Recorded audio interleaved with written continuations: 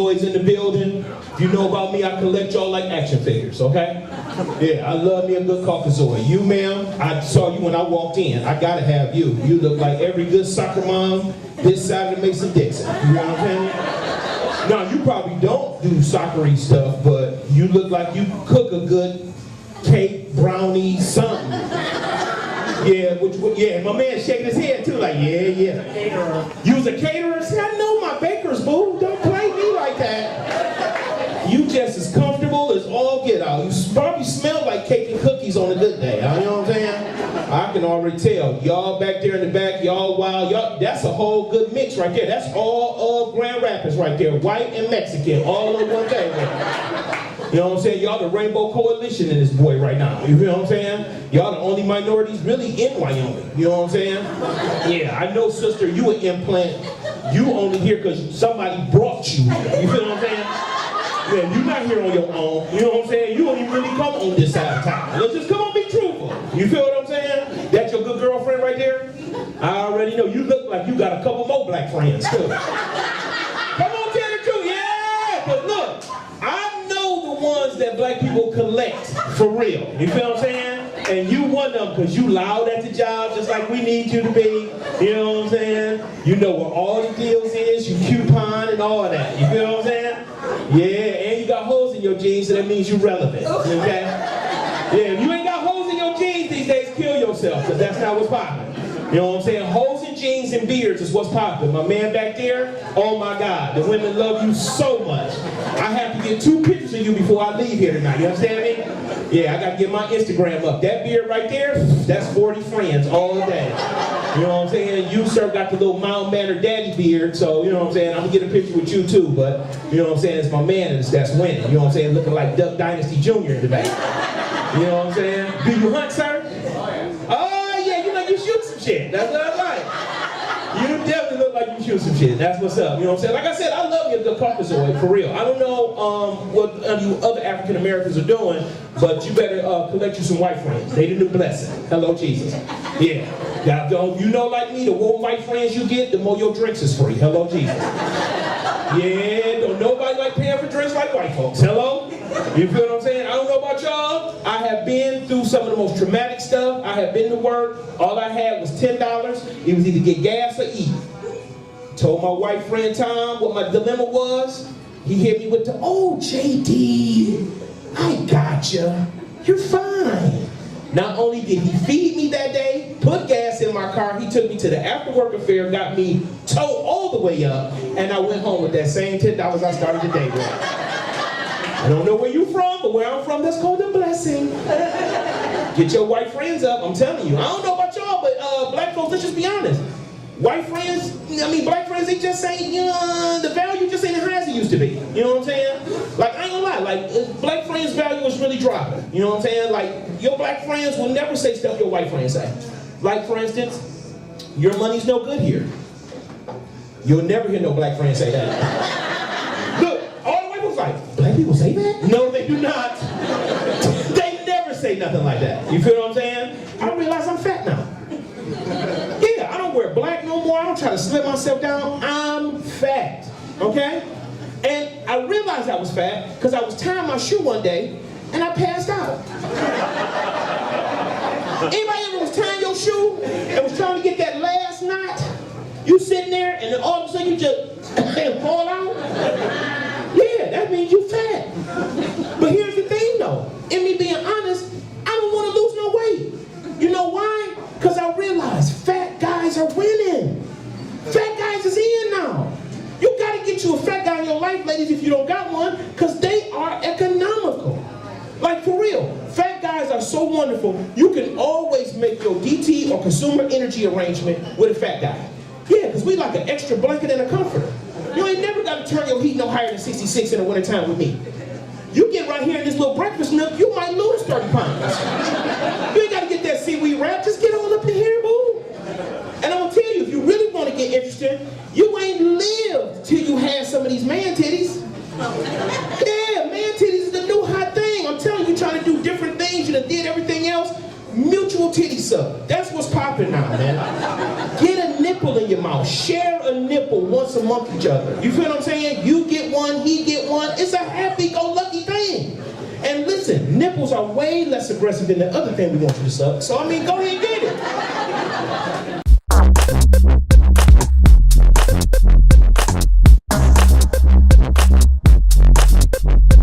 I think people gone crazy.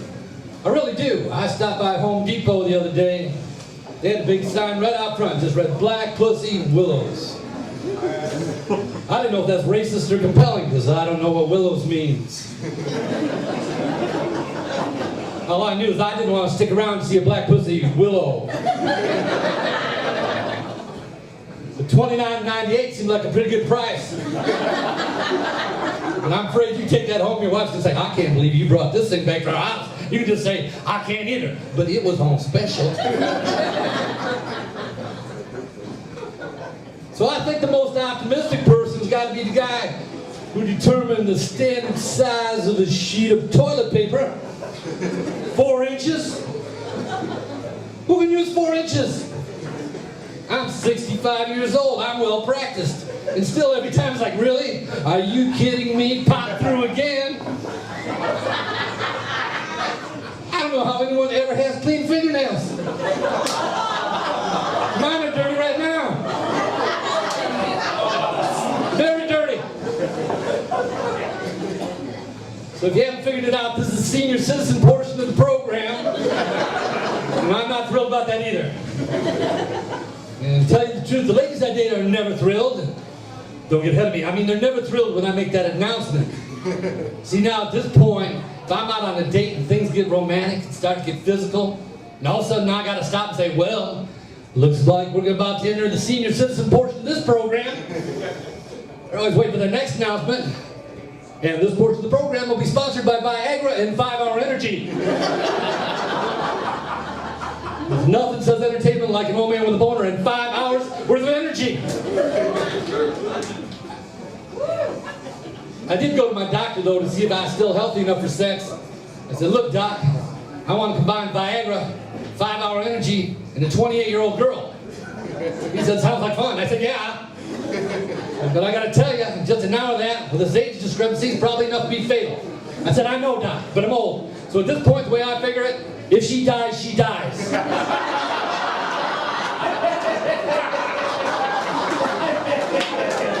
Because I don't care who you are, 5 hours is a whole lot of Dickens. Well, that's more Dickens than you'd get if you watched the Christmas Carol back to back, and that's a whole lot of Dickens. Charles Dickens, to be exact. Charles Dickens, how did Charles Dickens come up with that name?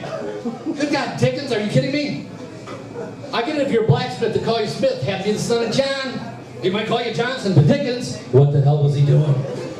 Charlie's out in the field again, damn it, dicking everything in sight. Dicking cow, dicking sheep. We don't get out there, he's going to start finger licking and dicking a chicken. Boy who wants to be the Colonel Sanders, the finger licking chicken dicking. Won't be happy till he learns how to cock-a-doodle-doo. You got an old man telling me dick jokes. I am so sorry. This is why my kids are not here. I apologize for that. Let me change it up. That's just vulgar. So, speaking of pussy, I'm a fan. I've been a fan since the 60s. Saw my first James Bond movie, Goldfinger. I don't know if you saw Goldfinger years ago, but his girlfriend, swear to God, her name was Pussy Galore. Yep. Pussy Galore. I was young and influential. I wasn't influential, I was influenced. I don't know, I was young. And I couldn't help but think, really, Mr. and Mrs. Galore, you're going to name the little girl Pussy. You're not going to go with hugs galore or kisses galore, you're going to go with Pussy Galore. Or maybe that was her nickname, I don't know. Maybe all her friends got together and decided to call her that. But I tell you what, ladies, if all your friends get together and decide the best thing to call you is Pussy Galore, you either have way too much pussy or way too many friends that you've made with your pussy. I think if you pay attention, though, you'll find that pussy is not only entertaining, but it can be educational. Well, I gotta tell you, before yoga pants, I never knew camels had toes. Who the hell came up with that anyhow? I mean, really, was there some guy somewhere sitting on a camel, looked down and said, holy shit, Helen, this camel's feet looks just like your pussy.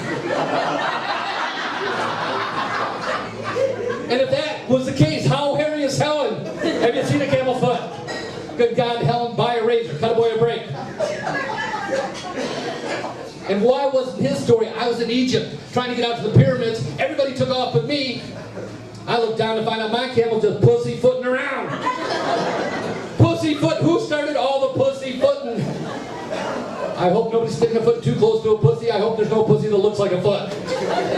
Ladies, if your pussy looks like a foot, those are not toes. That's a lot of labia. Go to the doctor. Have that checked out. Nobody wants to make love to a woman who just might have athlete's pussy.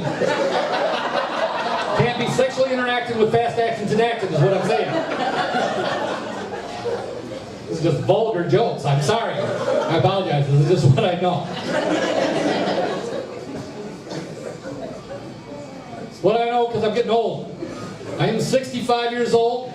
And if you think I don't look 65, I think you have not seen me naked. There's a lot of 65 going on underneath the clothes. But I know I'm getting old because I'm starting to do things that only make sense to me. Like recently, I decided it'd be a good idea to start wearing non-prescription sunglasses in the shower. There's things I just don't want to see anymore. I mean, I'll wash, but I'm not going to look. Turns out senior citizen genitalia should never be viewed directly or by the light of day. You're not going to go blind, but you just might want to kill yourself. And I'm doing crazy things too. Swear to God, this is absolutely true. At this point, I'm taking tours of my own house. I swear to God, I will walk into a room, take a look around, and think, nice room. I have no idea what I'm doing in here. So I'll just continue the tour. Walking around, wandering from room to room, and all of a sudden I'll see it. Aha, there it is. That's what I'm looking for. My favorite oversized plastic golf tee. And I'll think, I wonder if I'm golfing today. So I'll go over to the calendar, check out the calendar. Sure enough, the calendar shows Tuesday is golf league day. And I'll think, I wonder what day today is. So I'll go over, turn on the TV, the Weather Channel. We watch a lot of the Weather Channel.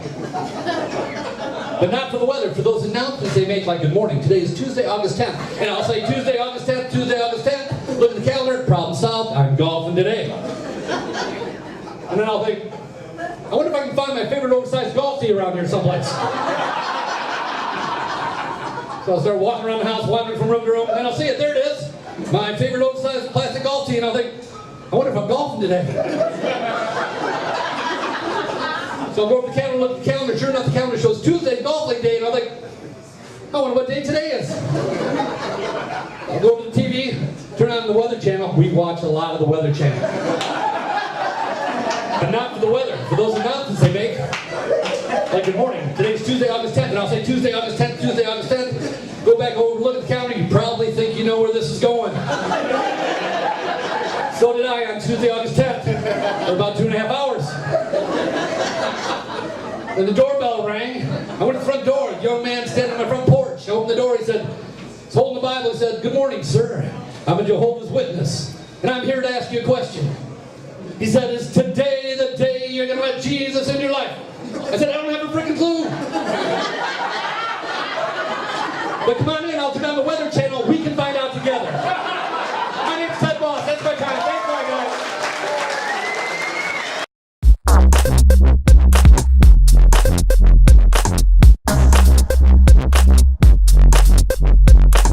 I am a veteran of the United States Army. Oh, thank you. You don't have to clap. Donald Trump's not going to make you stand for the anthem here. It's fine. Oh, kind of a red crowd. That's fine. All right. But my favorite part about being in the military was airborne training. So, anybody know what airborne training is? All right, we're going to do a little education here. Airborne training is actually you jump out of an airplane and go behind enemy lines. It was really popular in D-Day in World War II. So that's when he came up to bat. And so your typical airborne soldier looks like an exclamation point. They have nice broad shoulders, a thin waist, and the 2 feet at the bottom make the point on the exclamation point. I am not your prototypical airborne soldier. I'm more like a parentheses, period, parentheses. Like a damn meteor coming out of the sky. And they always had me go last, and I was always wondering why they had me go last. It's because the other guys were supposed to help catch you. You ever try to catch a meteor? Yeah, they didn't want to either. I used to be 6'2", I'm now 5'7". Thanks, United States Army. But my other favorite part about the Army was actually basic training. So basic training, you get a really great collaboration of individuals, and you work together as a team. But Sundays are kind of a somber day in basic training. So on Sundays, the religious folks go to their services, and the non-religious folks have to sit around and clean the barracks, make sure they're inspection ready. So I found God very quickly. But they never tell you which religion is right for you.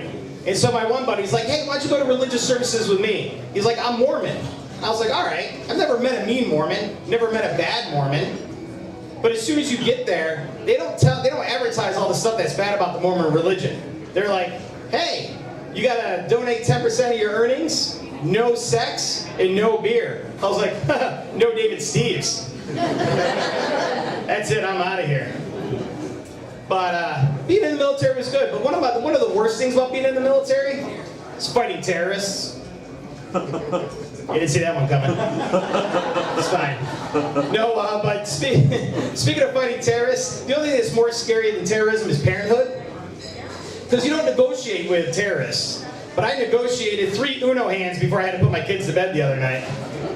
That's awkward. But the new thing that's coming out nowadays is the Space Force. That kind of gets me excited. It almost makes me want to go back into the military. Now, I know what some of you are thinking. David, you're way too heavy to get back into the military. And I'm thinking, Space Force is exactly where I need to go. You can't be heavy when there's no gravity. You know how many pull-ups I can do with no gravity? All of them. All of the pull-ups I can do with no gravity. So I think the Commander-in-Chief's onto something. So, but he also said that to build the Space Force, he was primarily taking from the Air Force and not the Army and the Marines. And the reason that is, if the Army and Marines encounter alien life forms, they're probably going to try to have sex with it.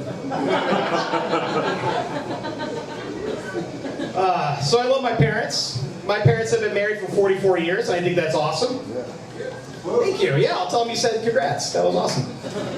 But my mom was Jehovah's Witness, and my dad was a Roman Catholic. Curious, right? Yeah, so I always had to ask my mom. I was like, Mom, how does a Roman Catholic and a Jehovah's Witness get married? And she looked at me in the eyes and very, very beautifully said, pregnancy. So I love my mom. She's awesome. She's got a great sense of humor. But she's the reason I got into comedy. My mom thinks I'm funny, but she also thinks I'm handsome. That was the best laugh of the night, so thanks. But my mom's lied about everything. She's lied about the Tooth Fairy. She's lied about Tooth Fairy, Easter Bunny. She's lied about Santa Claus. So I don't lie to my kids. I lay it all out on the table. I said, listen, Daddy's the only fat bearded guy getting you presents at Christmas. Yeah, not Mommy's new boyfriend. Yeah, thanks. So, Christmas time is always a good time. Especially in a Jehovah's Witness family. That's fun. But speaking of fun things, so another person was up here earlier tonight and talked about the chubby guys and how good chubby guys are in bed. And I concur that statement. Not because I am a chubby guy, but because we are amazing in bed. We have to be. We don't know when we're going to have sex next. So we attack sex like I attack cake. With reckless abandonment and mostly my tongue. You never know when you're going to get it again. And that cake is gone. So after divorce, so my ex-wife and I, we had a 2-year period where we didn't have sex at all. Except hallway sex. And that's when you pass each other in the hallway and say, screw you too. That was the only kind of action that was going on. So the first time I actually had sex after divorce, it was like a golf commentator was inside my head. And it went a little something like this. Ladies and gentlemen, welcome to Augusta National Park. We have 2 wily competitors out on the field today. One of them is coming back from a 2-year layoff, and the other one has a firm advantage. This is her home course. First up on the tee box is David Miguel Estevez. Just because it sounds cool. He's going to go ahead and lead off with driver on this hole. Might be a bit much club for this one. Let's see how he does. Ooh, shaped it off into the left. Let's see how he does in the short grass.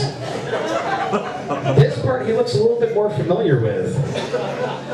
Almost like eating cake. Takes his tongue wedge out. He's getting around very nicely down there. And he's ready to approach the hole. He leans in.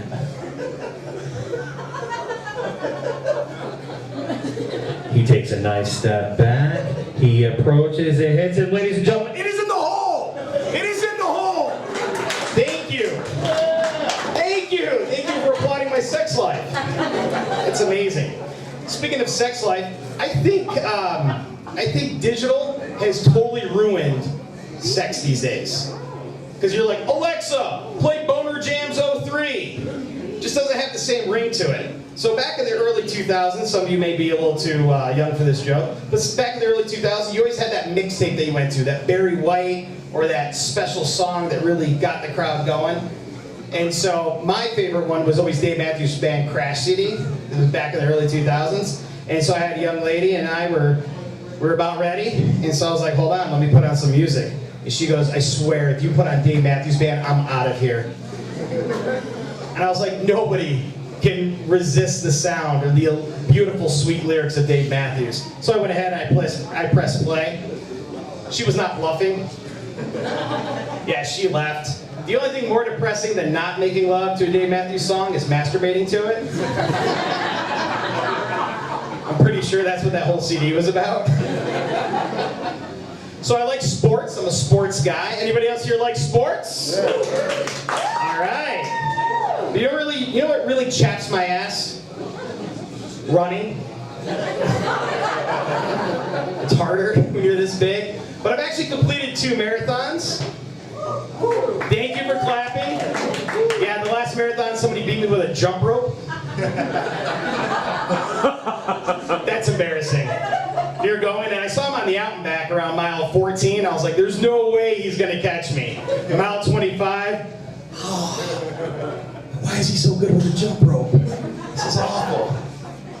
So, the World Cup just happened. Any soccer fans out there today?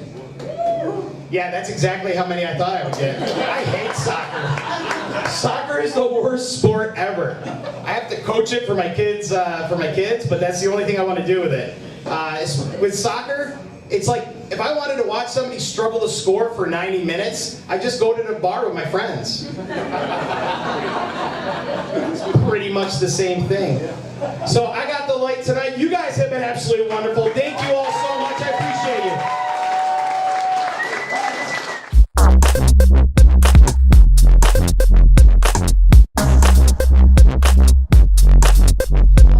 When I was a kid, I remember like it was yesterday, okay? I went to Toys R Us with my mother. I'm 7 years old, and we walk in, and I pick up a Barbie doll. The most beautiful Barbie doll you can imagine, okay? I thought this Barbie was gonna change my life, and I held it close to me, and I walked around the store for an hour with this doll, and I got up to the cash register, and I put it up next to the cash register. And I'll never forget it. My mother says to me,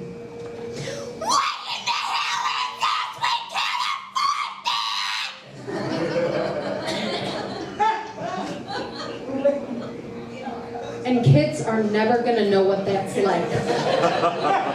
Right? Because nowadays, kids just go on Amazon Prime, right? Mom and Dad have no idea. They're screwing somebody else, and they're getting all these credit cards, and they're going into debt. They have no freaking clue, and that's what's going on now. That's nowadays, right? And I don't have kids. I have stepkids, but they're not real kids, right? We all know that.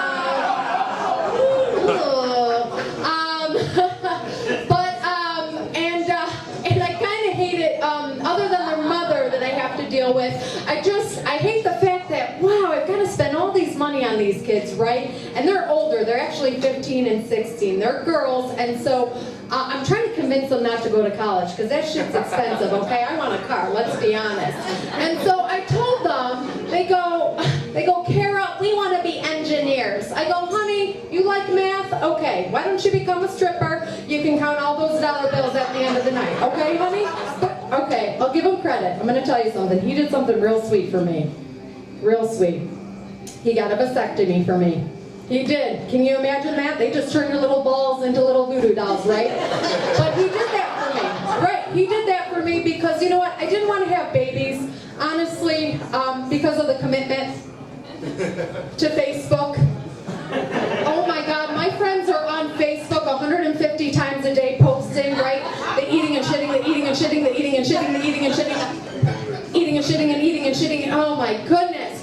Now I take one picture of myself shitting on my husband's chest, right?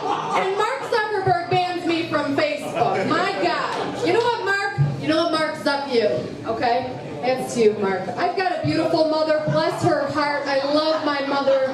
Very sweet lady, but a lot of times the shit she says, I'm like, Ma, how much whiskey's in your Metamucil? Seriously. She keeps introducing my sister as Lebanese. I said, Ma, she's a lesbian, okay? Totally different type of fish shawarma, okay, Mom? Fish shawarma is not real. I just made it up for the joke. But my sister is a lesbian. I know, because I kissed her, and it tasted good. Yeah. Okay, you guys aren't going to believe this. You're not going to believe this, but I am sober. Actually, I'm celebrating almost 3 years of being sober. Hell yeah. Hell yeah. No, you're clapping because I put up with all of you guys sober is why you're clapping. But I was, oh God, was I a drinker, and I loved it all. Gin, vodka, Robitussin, mouthwash. Oh my God, start your day with a mouthwash martini. I loved it all. But I'll tell you what, as drunk as I used to get, there's 2 mistakes I never made while I was drinking. I never got a tattoo, and I never got pregnant. Or at least I was too drunk during the miscarriage to know if I did. And a lot of people ask me, you know, they say, Kara, how do you go to the bar when you don't drink? And I go, you know what? It's a lot like going to the bar when you do drink, except you go home with the same guy that you came with, right? Are you going to leave with him tonight? We'll see about that. We'll see about that, honey. Have another gin and tonic. But it really, my big turning point to stop drinking was I was drunk and I was at home and I let the dog out and I forgot to let him back in overnight. And I didn't realize until the next morning that it was my sister's kid. Okay, in my defense, it was a hairy-ass kid and ugly. So I think we got bigger problems than me being an alcoholic, right? But being sober has allowed me to do some really beautiful things, I'll tell you that. Like, I got asked to stand up in my best friend's wedding this summer. But that dress is $300, the bridesmaid's dress. Have you ladies done this before? $300? Oh yeah. So I tell her, I go, listen, Susan, I'm like, why don't I just give you the money and you put it towards your divorce? Because that's exactly where this is going. You think I'd stop there, but I'm Dago, we don't stop. And I said, and honestly, bridesmaids' dresses, they're like tampons. And I don't care how clean it comes out in the end, I'm never gonna wear it again. I'm Kara Crotchy, thank you for my time.